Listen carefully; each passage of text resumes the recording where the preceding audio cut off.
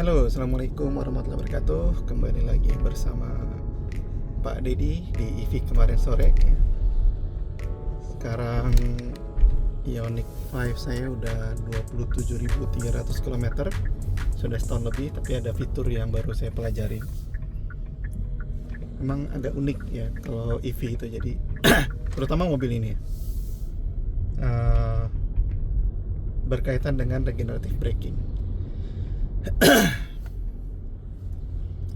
Kalau mobil bensin gitu ya, karena mesinnya pembakaran itu dia berputar terus, jadi putarannya hanya ada di putaran rendah atau putaran tinggi, tapi dia berputar terus satu arah. Oke, tidak mungkin berputarnya dua arah. Nah, yang membuat mobil itu bisa bergerak di segala medan ada transmisi. Mungkin setelah transmisi ada sedikit mobil-mobil yang menggunakan diferensial atau gardan. Nah, transmisi itu yang memungkinkan dia untuk geraknya maju atau mundur atau nanjak. Nah, sehingga beban bisa dioptimalkan dengan kekuatan mesin di masing-masing RPM-nya, gitu ya. Nah, itu mobil pembakaran pada umumnya, gitu. Jadi misalnya kondisi nanjak, gitu. Kondisi nanjak, RPM mobil kan segitu-gitu aja, antara 2000-an ya, antara 1700, 1800 atau mungkin antara 800 sampai 6000 RPM. Jadi transmisi akan ngatur nih beban. Oh, ternyata lagi nanjak berat gitu ya. RPM tinggi tapi giginya rendah, sehingga putaran rodanya bisa lebih ringan diterima oleh mesin. Nah, tapi untuk mobil listrik gitu ya, lumayan unik, karena untuk menghasilkan karena tenaganya besar gitu ya, karena motor listrik itu tenaganya kan instan dan langsung ke roda. Nggak langsung, tapi ada sedikit lah namanya gear reduksi gitu ya, untuk putaran motor listrik yang tinggi diubah jadi yang sedikit lebih rendah supaya menyesuaikan dengan putaran roda, karena tidak ada tambahan semacam gardan dan lain-lain ya pada umumnya ya. Ada mobil listrik yang masih menggunakan gardan gitu ya, tapi pada umumnya mobil-mobil listrik yang modern tidak menggunakan gardan lagi ya. Nah, dan misalnya untuk mengatur kebutuhan powernya pada saat medan-medan tertentu itu hanya menggunakan prinsip kelistrikan dan medan magnet gitu ya. Jadi kalau ibaratnya kalau air di rumah gitu ya, kita mau menggunakan air yang lebih kencang, kerannya kita buka full. Kalau kita mau airnya tidak terlalu kencang, kerannya dibukanya sedikit saja. Nah, mobil listrik juga gitu.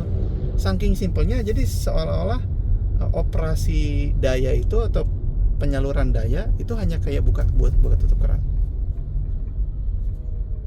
Nah, jadi ini fitur yang menarik sehingga bisa dimanfaatkan untuk berbagai hal. Salah satunya adalah misalnya one pedal driving atau iPedal. Ini saya switch ke iPedal. Nah, ini saya hanya menggunakan satu pedal gas ya yang di sebelah kanan. Pedal remnya nggak saya gunakan karena prinsipnya kayak keran. Pada saat pedalnya ditekan, dia kerannya terbuka menyalurkan air ke salah satu pipa, misalnya pipanya arah kanan gitu ya. Nah, kemudian pada saat pedalnya saya angkat, dia pipanya kerannya diarahkan ke yang satu lagi arah kiri, jadi seolah-olah kayak mundur, makanya dia ada efek seperti pengereman. Nah, itu contoh iPedal. Nah, tapi di mobil ini selain iPedal ada fitur lagi yang saya sebetulnya udah ada dari beli gitu ya, cuma saya baru pelajarin. Tetap one pedal ditambah satu pedal jari gitu. Jadi ngeremnya pakai jari aja nih di sini. Jadi misalnya nanti ada kondisi pengereman gitu ya, bahkan kaki saya tidak perlu full angkat dari pedal gas, dia akan memberikan efek yang sama dengan one pedal. Jadi tergantung seberapa besar saya tekan pedal gas di bawah dan saya tekan di sini, itu kayak saya menggunakan iPedal, kayak menggunakan one pedal gitu ya, tapi sesuai kebutuhan aja. Kalau misalnya saya switch ini iPedal kan dia nyala terus gitu ya, atau saya balikin lagi iPedalnya mati. Nah kalau saya menggunakan tuas ini dengan cara yang berbeda, saya tekan dan tahan, itu seperti one pedal tapi sesuai kebutuhan. Misalnya ini saya mau tekan nih, nah dia pindah tulisannya max. Max itu mirip dengan one pedal. Jadi kalau saya angkat pedal gas, dia akan ngerem. Nah, nanti kita akan lihat pada saat mau tap di gerbang tol.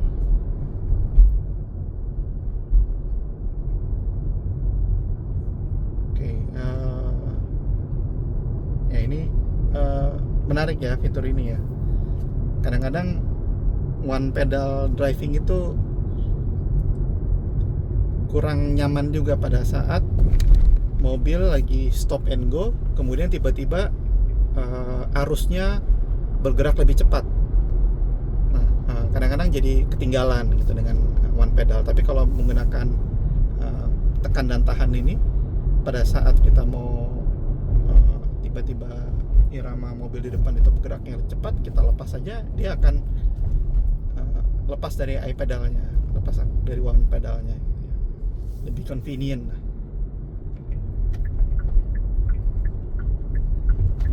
Nah ini kita coba.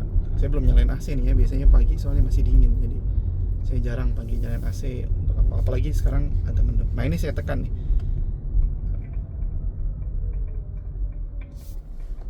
Untuk bayar tol saya lebih sangat suka pakai ini. Ini masih saya tekan, terus saya lepas. Nyaman banget, nyaman banget. Apalagi kondisi-kondisi di stop and go di Jakarta yang misalnya lampu merah gitu ya, dimana lampu merahnya irama orang di depan tuh kita tidak bisa prediksi. Ada yang kadang-kadang responsnya bagus, ada yang kadang-kadang sambil main HP jadi slow sekali gitu ya. Kalau ini pada saat mobil depan tiba-tiba dia sangat responsif gitu ya, saya tinggal lepas, dia akan balik ke kondisi regenerative braking yang normal. Jadi itu ya, mungkin kalau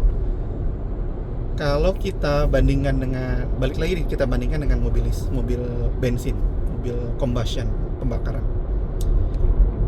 bisa aja mereka membuat fitur ini gitu ya. Fitur pengereman dengan menggunakan pedal jari atau fitur one pedal driving, sangat mungkin. Karena apalagi mobil-mobil sekarang yang modern itu ya, rata-rata sudah menggunakan driving assist yang bisa otomatis ngerem sendiri, bisa otomatis ngegas sendiri tergantung situasi jalanan gitu kan. Nah, itu sangat mungkin, tapi bedanya adalah untuk menghasilkan hal tersebut lebih banyak komponen yang harus diselaraskan, harus menekan, memompa memompa booster rem secara otomatis, kemudian transmisinya harus berpindah gitu kan, penurunan gigi gitu ya, tergantung disesuaikan dengan RPM mesin gitu. Jadi bisa jadi rem dengan jari ini tapi pedal kaki masih diinjak cukup tinggi, RPM-nya masih tinggi. Nah, kontrol-kontrol seperti ini memang dimungkinkan di mobil pembakaran, tapi akan jauh lebih ribet dan kompleks. Makanya sampai saat ini saya belum menemukan adanya mobil pembakaran, mobil bensin atau diesel yang menyediakan fitur yang sama. Oke, ya itu fitur yang baru saya pelajarin. Mungkin nanti di next videonya saya mau sedikit membahas tentang penyesalan saya beli mobil listrik ini. Jadi bukan tanpa penyesalan beli mobil listrik ini gitu ya. Ada hal-hal saya akui bahwa ini keputusan yang salah. Tapi nanti di next videonya ya, karena saya harus memberikan data-datanya yang berdasarkan pengalaman pribadi saya. Terima kasih sudah menonton. Sampai ketemu di video selanjutnya. Assalamualaikum warahmatullahi wabarakatuh.